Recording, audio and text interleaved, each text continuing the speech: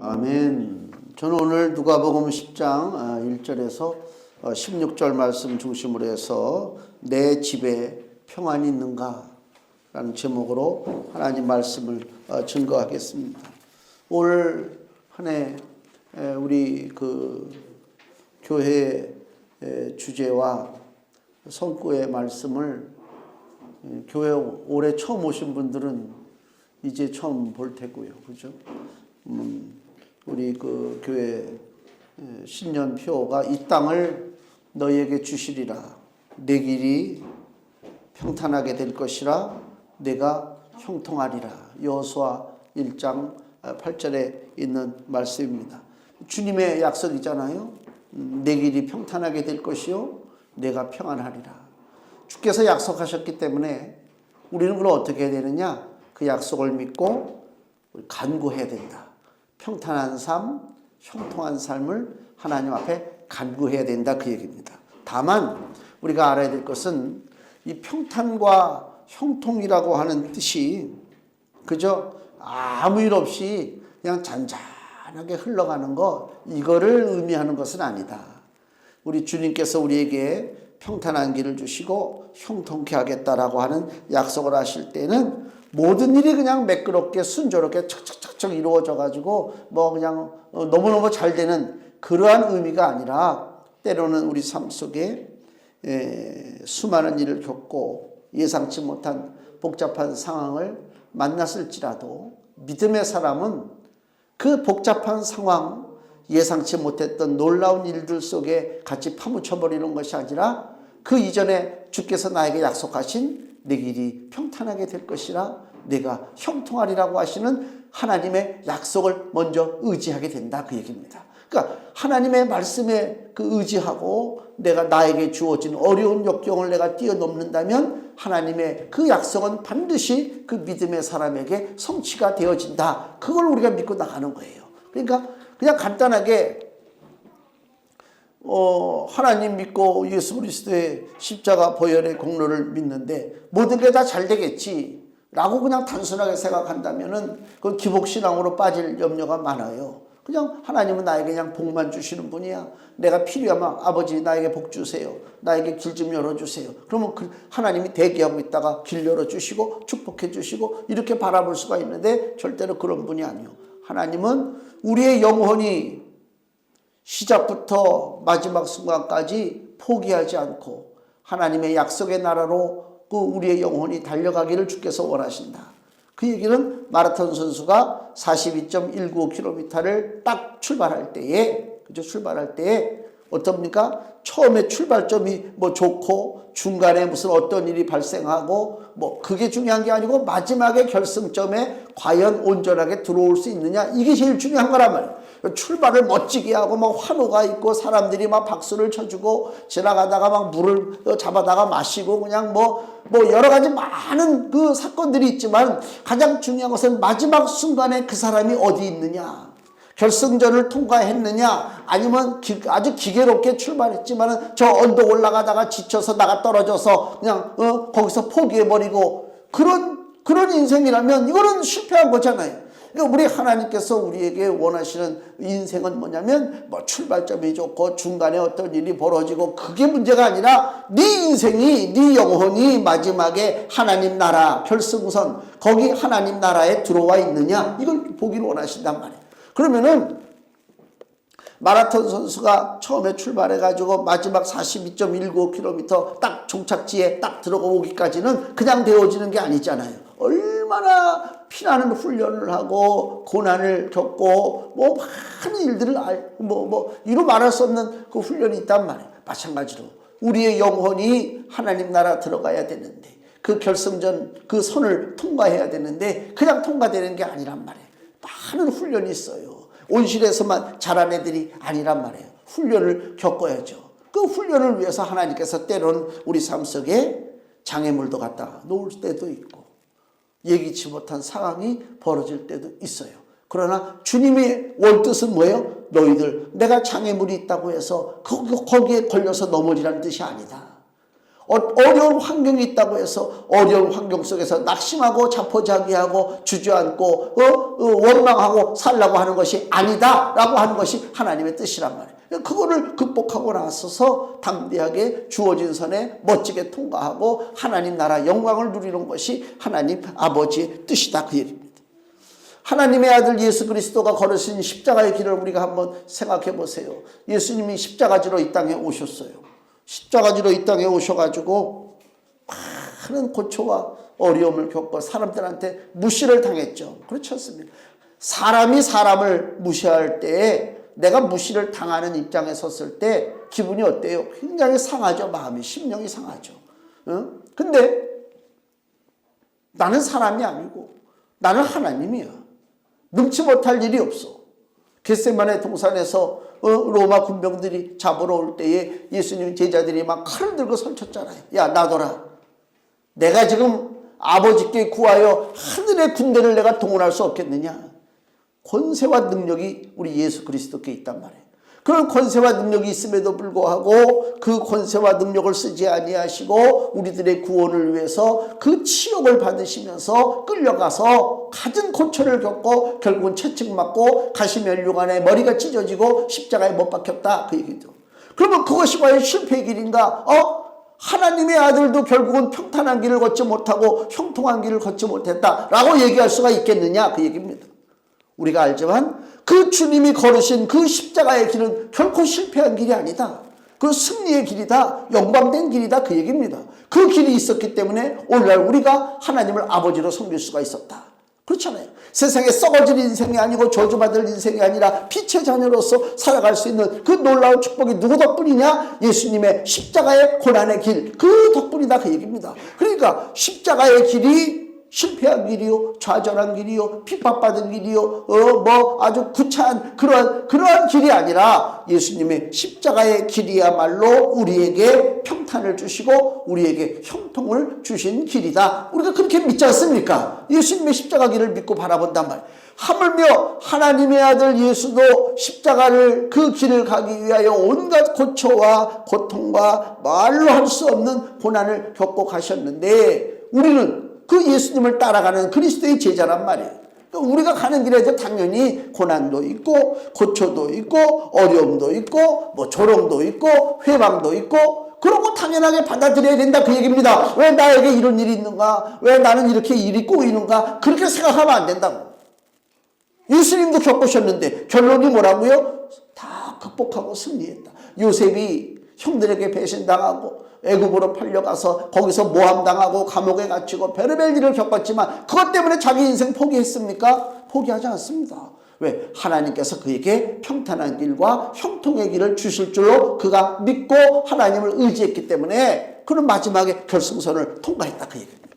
우리도 마찬가지죠. 이 새해 2021년도 들어와서 많은 일들이 벌어지잖아요. 그 새해 1월 1일 신년에는 다들 소망이 있고 기쁨이 있고 올해는 좀 뭔가 달라지겠지. 그런 어떤 소망을 가지고 출발했는데 지금 이제 2월 중순이 넘어가면서 이렇게 보니까 달라진 게 뭐가 있을까? 여전히 코로나 바이러스 때문에 주사를 맞느냐 못 맞느냐 또 그거 가지고 난리를 치고 여러 가지 이루 말할 수 없는 어려움들이 많잖아요. 달라지는 게 별로 없는 것 같아요. 그러나 그런 내 육신적인 눈으로 바라보는 것, 그것으로 내 삶을 판단하지 말고 하나님께서 나를 어떤 길로 이끌어 주시느냐, 그걸 우리가 바라보고 우리 금년도 이 말씀 손구에 내 길이 평탄하게 될 것이라 내가 형통하리라고 하는 그 약속의 말씀을 그냥 보기 좋으라고 써놓은 것이 아니라 기도할 때마다 그 말씀을 내가 외쳐야 된단 말이에요. 하나님 앞에 그 말씀 붙잡고 기도해야 된다, 그 얘기입니다. 포로돼서 이방으로 끌려갔던 이스라엘이 예루살렘으로 이렇게 귀환하고 돌아올 때에 에스라 선지자를 통해서 하나님께서 이스라엘 백성들을 인도하셨어요. 그때에 여기 에스라서 8장을 보면요,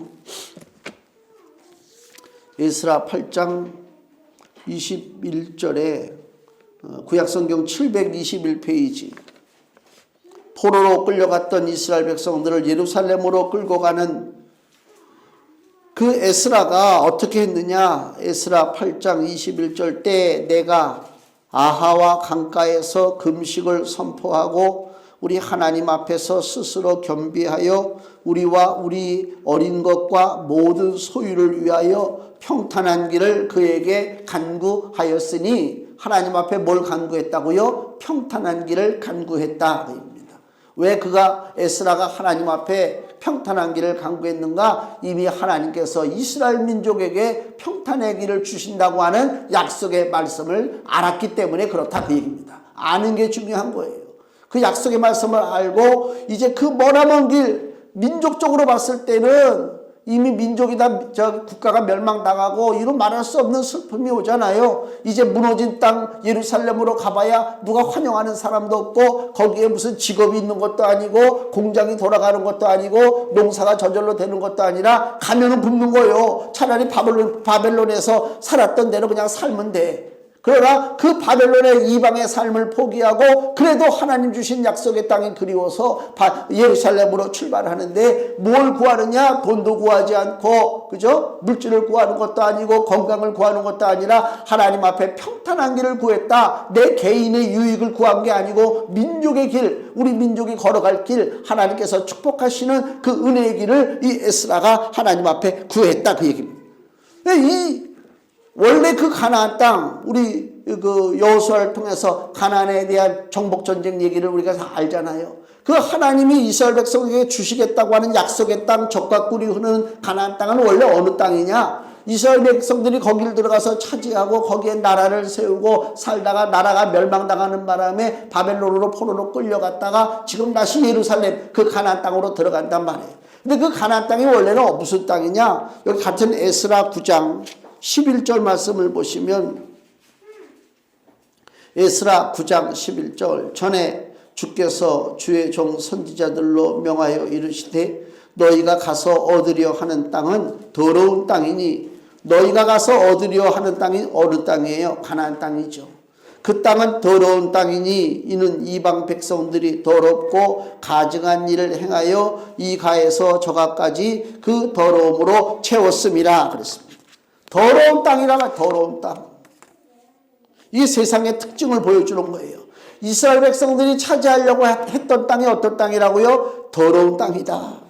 우상과 타락이라고 하는 것은 도덕적 타락이에요. 이로 말할 수가 없는 거란 말이에요. 그죠? 그 다음에 물질 만능, 거짓, 폭력, 이것이 세상의 특징입니다. 오늘 우리가 살아가는 대한민국 이 땅이 하나님의 그 판단, 하나님의 기준으로 바라보면 여기 에스라 9장 11절에 기록한 것처럼 너희가 가서 얻으려고 하는 땅, 너희가 지금 사는 땅은 무슨 땅? 더러운 땅이다. 하나님 판단하신단 말이에요. 왜? 이 땅에 일어나는 각종 일들을 보세요. 뭐 이렇게 선하고 의로운 일들이 있습니까? 날마다 사고요, 날마다 부정이요, 부패요, 음란이요, 뭐 이로 말할 수가 없잖아요. 그래서 이 땅이 더러운 땅이다, 그 얘기입니다. 이런 더러운 땅을 우리가 믿음의 사람들이 하나씩 지금 점령하고 나가야 된단 말이에요. 우리가 뭐 피난 생활하는 것처럼 쭈그리고 항구통에서 눈치 보고 세상 눈치 보고 살라고 하나님이 우리를 이곳에 보내주신 것이 아니라, 이스라엘 백성들을 가나안 땅에 보내주실 때 너희들 가나안 사람들 눈치 보고 살라, 가나안 사람들한테 좀 배워라, 가나안 사람들 좀 본받아라, 그러라고 하나님이 가나안 땅 주신 게 아니잖아요. 가나안 땅을 뒤집어 엎어버리고 거기에 하나님의 나라를 세우는 것이 이스라엘 백성을 향하신 하나님의 뜻이라면, 마찬가지로 대한민국에서 우리가 사는데, 그죠? 이 땅에 더러운 것을 본받고 흉내내고 뭐 세상의 문화를 따라가고 습관을 따라가는 것이 아니라 이 땅에 하나님의 나라의 백성들이 어떻게 살 것인가를 이 땅에 사는 사람들에게 보여줄 수 있는 그 믿음의 각오가 있어야 되겠다, 그 얘기입니다. 그렇지 않으면 그렇잖아요. 응? 우리가 세상 사람들이 흉내낼 수는 없잖아요. 세상을 점령하고 나가야 된단 말입니다. 이러한 땅을 점령하는데 어려움이 없을 수가 없죠. 이렇게 더럽고 타락하고 음란한 이 세상에 믿음의 사람들이 사는데 어려움이 없겠습니까? 당연히 어려움이 있죠. 그러나 그 어려움 때문에 우리가 실족하는 것이 아니라 그 어려움을 겪어버리고 어려움을 넘어서서 하나님이 약속하신 형통과 평탄의 길을 우리가 간구하고 믿음으로 나가야 하나님의 약속을 내가 성취하는 사람이 된다, 그 얘기입니다. 사도 바울이 빌립보 그 선교하는 내용을 사도행전에서 보면요, 어떤 걸 처음에 느끼냐면, 야, 교회 세우기가 너무 쉽다. 즉 교회 개척하기가 어렵잖아요. 더군다나 이제 코로나 바이러스 때문에 교회 제대로 모이지도 못하고 막 그러니까 이제 개척한 교회들은 다 교회가 문을 닫고, 그래서 목사님들이 야간에 그 운전, 그 뭐 대리운전도 하고, 그 다음에 어디 공사장에 가서 일도 하고, 목사님들이 그런데요. 그래서 지금 각 교단마다 목사의 이중직에 대해서, 이중직이라고 하는 건 무슨 얘기냐면, 목사를 하면서 세상에 나가서 일해도 되는 것이냐, 여기에 대한 지금 고민이 지금 커요. 오죽하면 그러겠어요, 그죠? 옛날에는 당연히 목사는 그냥 교회에서 그냥 오직 거기에만 전념하는 게, 물론 그게 합당하죠. 가장 자연스러운 일인데, 지금 시대가 이상한 시대가 돼가지고 목사가 교회에서만 머물 수밖에 없는 그런 시대가 아니다. 나가서 뭔가 일을 해야 이게 움직여지는 입장이니까 그렇게 어려워졌어요. 그러니까 교회 세우기가 너무너무 힘들고 어려워요. 근데 여기 사도행전 16장을 보면요, 사도 바울이 빌립보 지역으로 건너가서 이제 교회를 세우는 얘기가 나오는데, 야, 교회를 이렇게 쉽게 세우네. 사도행전 16장 13절 보니까요, 안식일에 우리가 기도처가 있는가 하여 문 밖 강가에 나가 거기 앉아서 모인 여자들에게 말하더니, 이제 아직까지는 교회가 없어요. 어디 머물 데가 없다고요. 어디서 기도 좀 할까 하고 바울과 그 선교팀이 이렇게 기웃기웃하다가 강가에 앉아있는 여자들을 발견했단 말이에요. 14절, 두아디라 성의 자주장사로서 하나님을 공경하는 루디아라 하는 한 여자가 들었는데, 설교 말씀을 들은 거예요. 주께서 그 마음을 열어 바울의 말을 청정하게 한지라. 바울이 거기서 복음을 전했는데 루디아의 마음에 하나님께서 마음의 문을 열어주시고 은혜를 받게 했어요. 그 루디아가 은혜를 입었습니다. 그리고 15절, 저와 그 집이 다 세례를 받고 우리에게 청하여 가로되 만일 나를 주 믿는 자로 알거든 내 집에 들어와 유하라 하고 강권하여 있게 하니라. 어떻게 했다고요? 루디아가 바울과 그 선교팀을 자기 집으로 초청해서 이 집이 바로 교회다 그랬단 말이에요. 이 집이, 그게 바로 루디아 집에 세워진 최초의 빌립보 교회가 되었다 그 얘기입니다. 너무 쉽죠? 그냥 한번 쓱쩍 나가가지고 복음 한번 전했는데, 웬 여자가 갑자기 은혜 받아가지고 자기 집을 드릴 테니까 거기다 교회를 세우라고. 야, 이거 너무 교회 세우기가 쉽네. 아주 너무 순탄하게 일이 잘 풀리잖아요. 근데 하나님의 일이 그렇지가 않잖아요. 조금 전에 말씀드렸지만 세상은 더러운 땅이고 악한 세상에 하나님의 자녀들이 하는 일이 그저 수월하게 쫙 진행되도록 내버려 두겠습니까? 그렇게 안 되잖아요. 그 바울이 가다가 그 점치는 그 귀신 들린 여자가 있길래 예수님의 이름으로 귀신을 쫓아냈어요. 귀신이 쫓겨나가니까 이 점치는 여자가 점을 못 쳐. 이 여자를 데리고 있는 주인이 점을 못 치니까 사도 바울을 고소해가지고 감옥에다 집어넣었다고. 감옥에 집어넣고 매질을 하고 그저 족쇄를 채우고 묶어버렸단 말입니다. 사도행전 16장 25절 말씀 보세요. 이제 과연 평탄한 길이 끝났는가? 그렇지 않잖아요. 억울한 누명을 쓰고 묶이고 채찍질 당하고 감옥에 갇혔다 할지라도 25절에 밤중쯤 되어 바울과 실라가 기도하고 하나님을 찬미하며 죄수들이 듣더라. 이에 호련히 큰 지진이 나서 옥토가 움직이고 문이 곧 다 열리며 모든 사람의 매인 것이 다 벗어진지라. 비록 어려움을 겪고 매질을 당하고 묶인 채로 감옥에 들어갔지만은 낙심하지 아니하고 하나님을 바라봤다 그 얘기죠. 여기 보면은 25절에 밤중에 어떻게 했다고요? 기도하고 하나님을 찬미했다는 얘기가 무슨 얘기예요? 난 낙심하지 않았다 그 얘기 아닙니까? 우리가 어떤 상황에 처했을 때 진짜 낙심이 오면 어떻게 돼요? 아무것도 못해요. 그렇죠? 정신이 빠진다니까.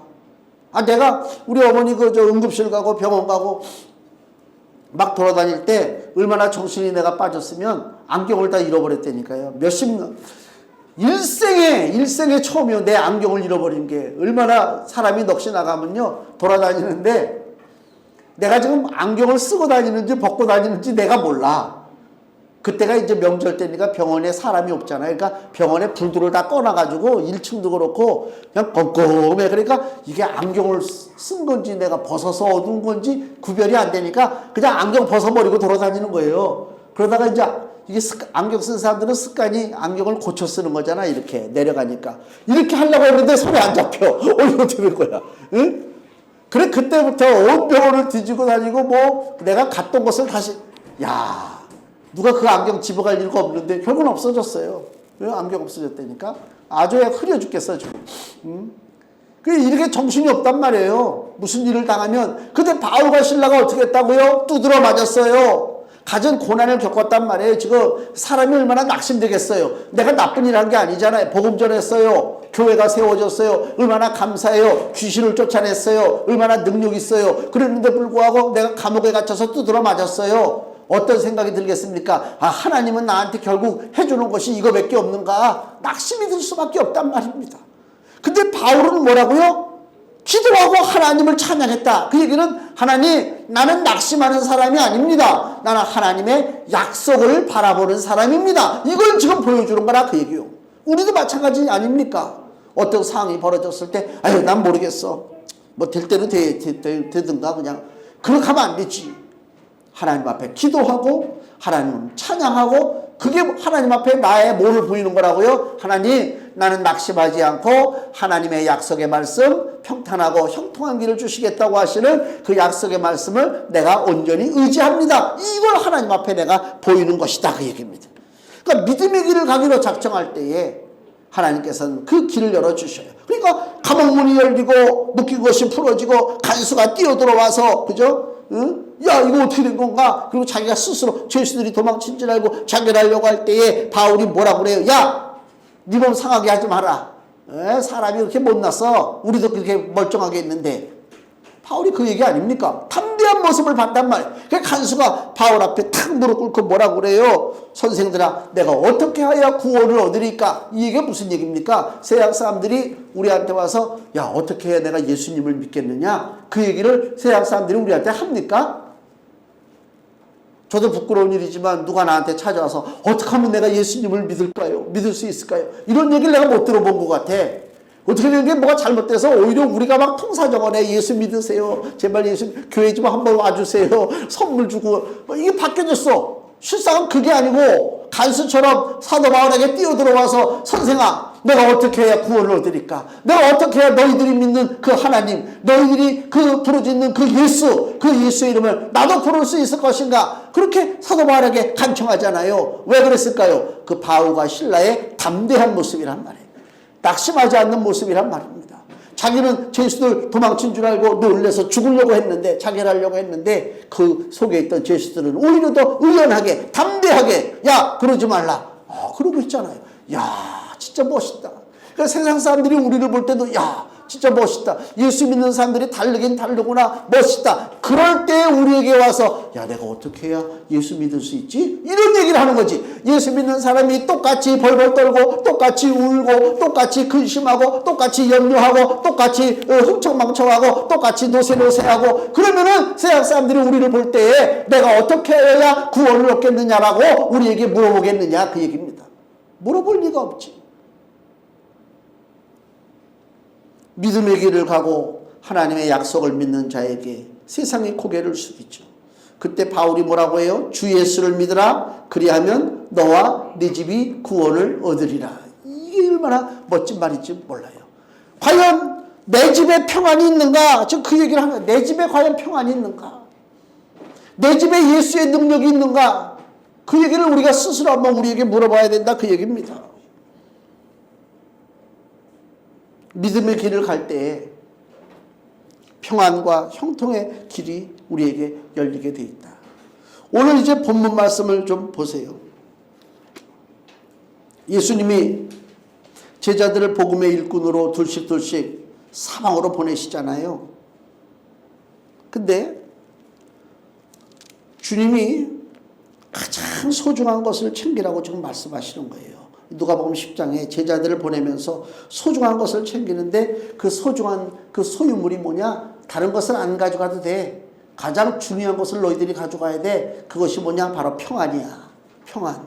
그 평안이 뭐냐? 형통과 평탄한 길이 다 합쳐진 것이 평안입니다. 그 평안.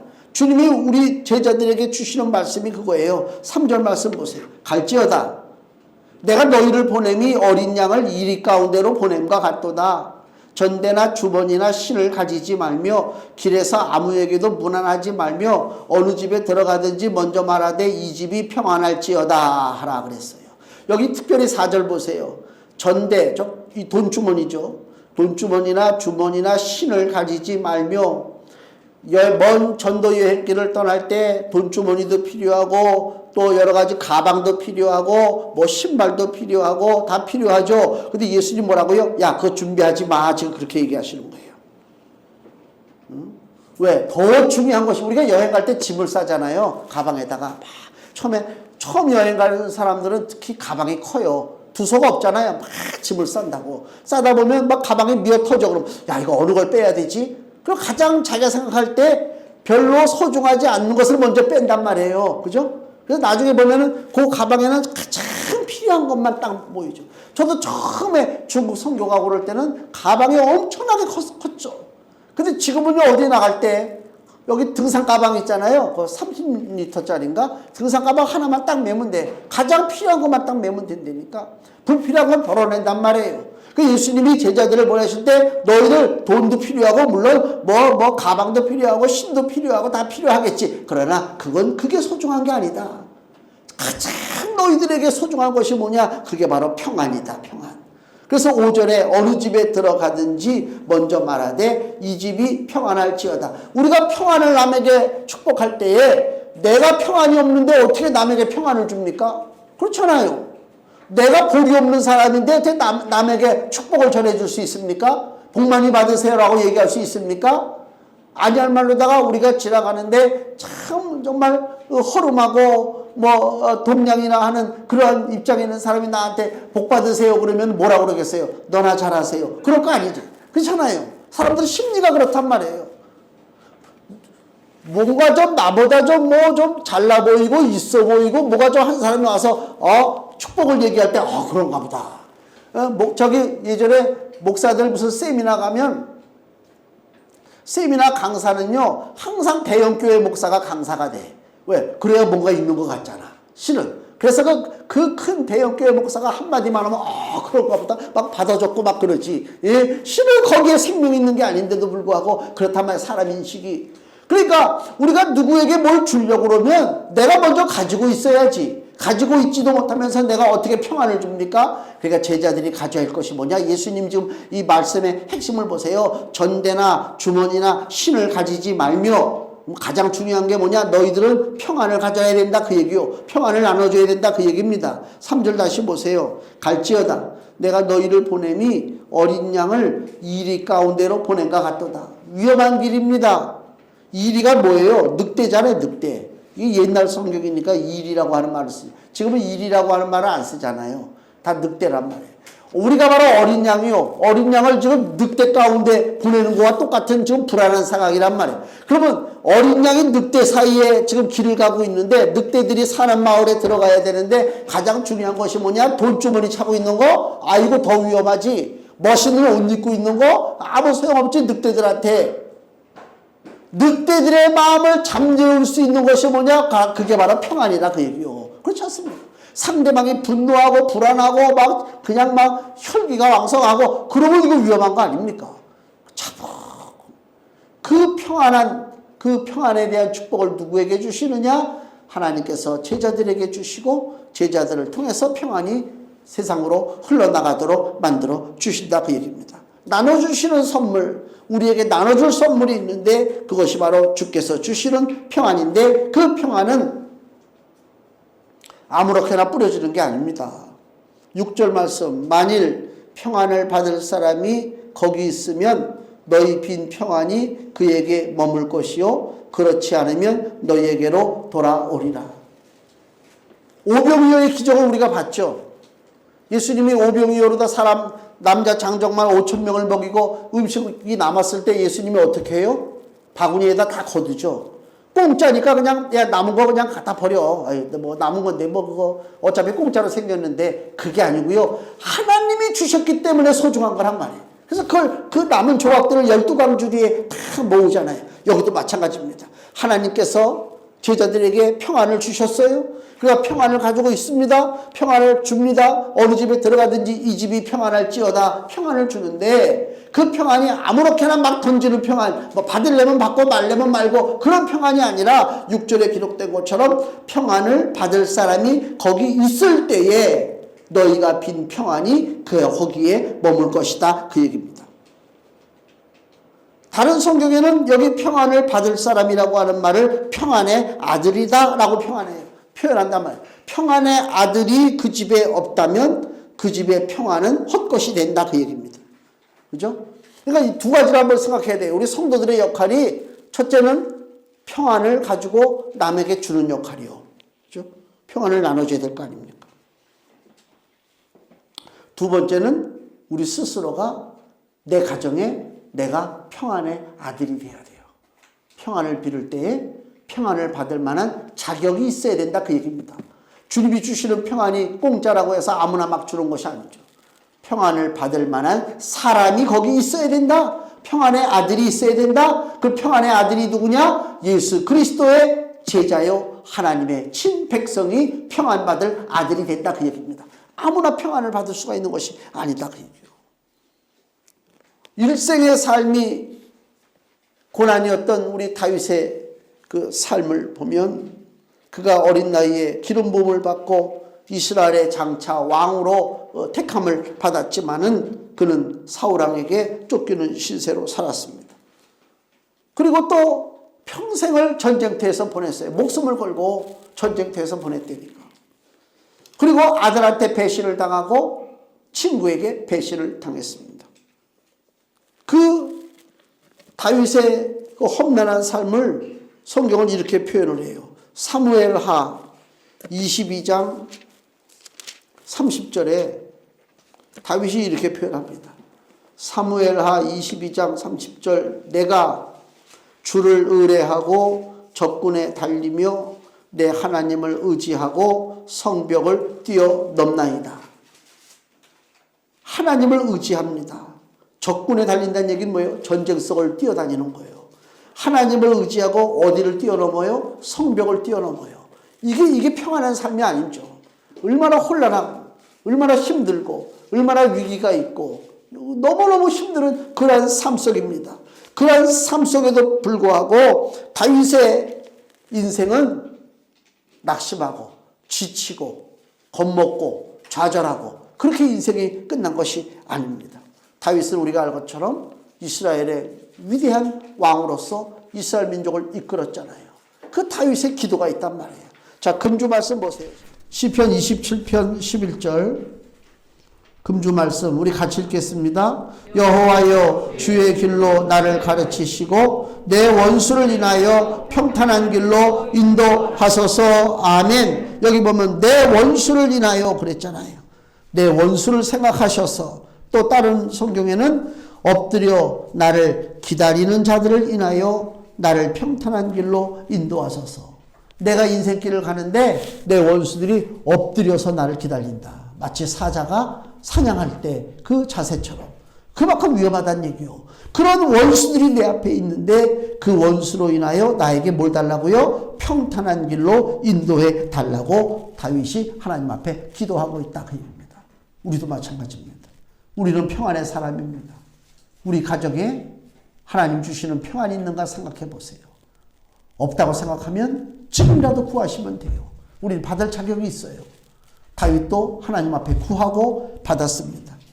우리 주님의 길, 복된 길을 가야 평탄한 길이 열리게 되어 있습니다. 내가 걸어가는 이 길이 복음의 길인가? 다시 한번 우리 길을 한번 뒤돌아보시고 하나님 앞에 무시로 기도하고 반드시 평안과 평탄의 길을 우리가 정말 누리고 하나님 앞에 큰 영광을 돌리는 승리하는 주의 자녀가 되시기를 예수님의 이름으로 축원을 드립니다. 기도하겠습니다.